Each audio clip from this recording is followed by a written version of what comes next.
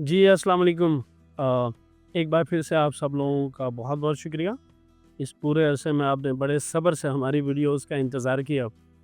चूँकि एक सिलसिला हमने पिछले साल बाँधा था जिसमें हम स्टोन्स के बारे में आपको इन्फॉर्मेशन दे रहे थे, कौन-सा स्टोन किस हवाले से बेहतर रहता है और साथ-साथ हम आपको स्टोन्स की स्पेशलिटीज़, उनके characteristics, hardness, gravity, loop, index level in तमाम चीज़ों के बारे में गाइड करते थे।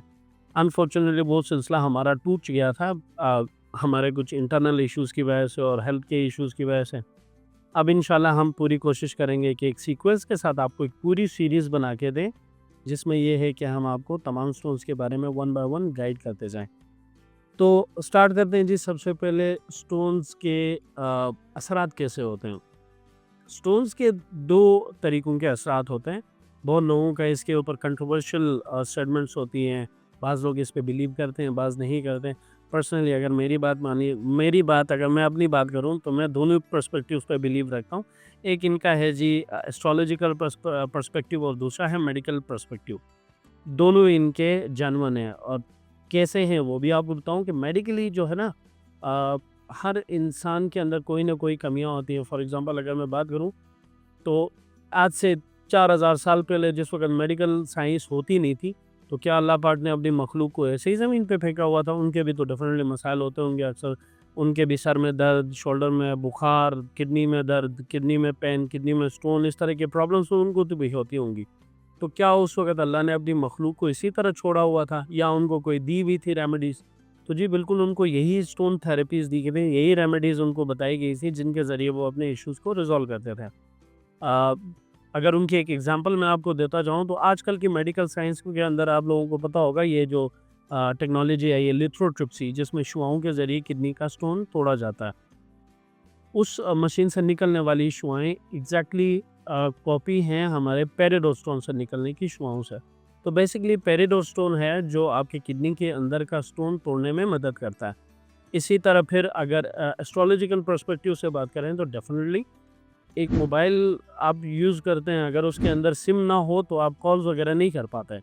उसके पीछे एक टावर होता है, एक सिग्नल्स होते हैं, एक पूरी नेटवर्किंग होती है जिसके ज़रिए आप अपने नेटवर्क से आपके टावर कनेक्ट होते हैं, टावर से फिर आपके अपने जो करस्पॉन्डेंट होते हैं वहाँ पे कनेक्ट होते हैं। तो ये एक पूरा मैकेनिज़्म होता है जिसके ज़रिए आप एक बंदे से अमेरिका में बैठे हुए एक बंदे को अप्रोच कर जाते हैं। इसी तरह एस्ट्रोलॉजिकल पर्पस भी होता है कि एक इंसान यहाँ पे बैठा हुआ है ज़मीन में और इसका एक पूरा एक मैकेनिज़्म है, अल्लाह पाक ने एक पूरा मैकेनिज़्म बनाया हुआ है।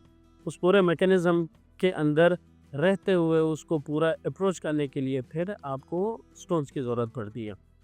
तो जहाँ तक इनके असरात कैसे होते हैं वो भी आपको बताता जाऊँ कि बेसिकली स्टोन कोई भी होता है ना, उसको जब आप पहनते हैं तो इस पर से एक सूरज की शुआएँ जब इसके ऊपर पड़ती हैं तो इससे एक कलरफुल लाइट इमिट होती है। जैसे आप इनकी बेसमेंट को ओपन रखते हैं तो एक कलरफुल लाइट इन स्टोन से निकलती है, जो बेसिकली आपके ये स्किन के मसाने जो हैं पोर्स, इनके ज़रिए ब्लड में शामिल होकर लेज़र ट्रीटमेंट होती है। तो आपके ब्लड के अंदर ये स्टोन जो अफ़ादियत और जो एक क्वालिटीज़ और कैरेक्टरिस्टिक्स रख रहा होता है, वो शुआओं के ज़रिए ट्रांसमिट होकर आपको मिलती हैं, तो आपके अंदर की जो कमियाँ या बीमारियाँ होती हैं, वो दूर हो जाती हैं। बहुत सारे इंसान हैं जिनमें बोलने की सलाहियत नहीं होती। अब कॉन्फिडेंस लेवल को बढ़ाने के लिए कोई मेडिकल साइंस और कोई ऐसे टैबलेट तो है नहीं और इसी तरह आपके फ़ोकस जो होता है इंसान का वो बरकरार रखने के लिए जो है ना एक मेडिकल कोई इस तरह की टैबलेट तो होती नहीं है।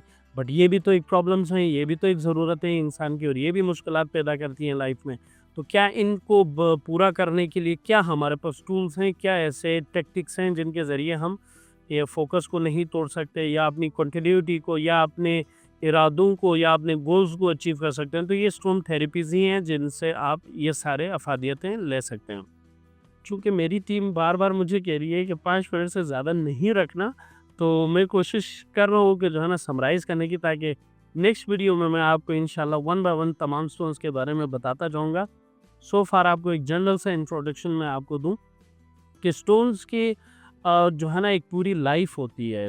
अल्लाह ने अगर कुरान के अंदर इनका ज़िक्र किया हुआ है, सूरह रहमान में आयत नंबर 56, 57, 58 जहाँ पे याकूत व मरजान का ज़िक्र किया गया है, तो कुरान के अंदर अगर कोई चीज़ आई है तो फ़ॉर श्योर उसका इंसान की ज़िंदगी के अंदर ऊपर बहुत डायरेक्टली इम्पैक्ट होता है।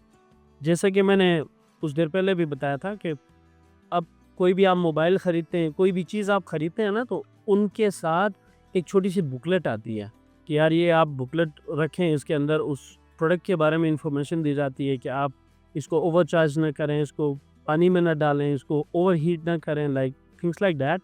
तो उसमें इंसान भी एक प्रोडक्ट है अल्लाह का। इसको जब ज़मीन में उतारा गया तो साथ एक कुरान के नाम से बुकलेट दी गई, ताकि इस मशीन को प्रॉपर ऑपरेट करने की उसमें कुरान के अंदर गाइडेंस की गई है। उसी बुक के अंदर ही आयत नंबर 56-57 सूरह रहमान, जहाँ पे याकूत व मरजान का ज़िक्र है, और याकूत व मरजान का वहाँ पे ज़िक्र आने का एक मतलब कन्फर्म हुआ कि इसका एक ज़िंदगी के ऊपर डायरेक्ट इम्पैक्ट होता है। हमारे साथ जुड़े रहिएगा। इंशाल्लाह नेक्स्ट वीडियोज़ में हम आपको तमाम स्टोन्स के बारे में वन बाय वन डिटेल में बताएँगे। आपके हॉरोस्कोप के मुताबिक आपका कौन-सा स्टोन बनता है और उसकी क्या इफ़ादियतें आपको मिलेंगी। जुड़े रहिएगा। इंशाल्लाह नेक्स्ट वीडियो में आपको सीरीज़ के मुताबिक और सीक्वेंस के मुताबिक वन बाय वन तमाम इन्फॉर्मेशन दी जाएगी। बहुत शुक्रिया।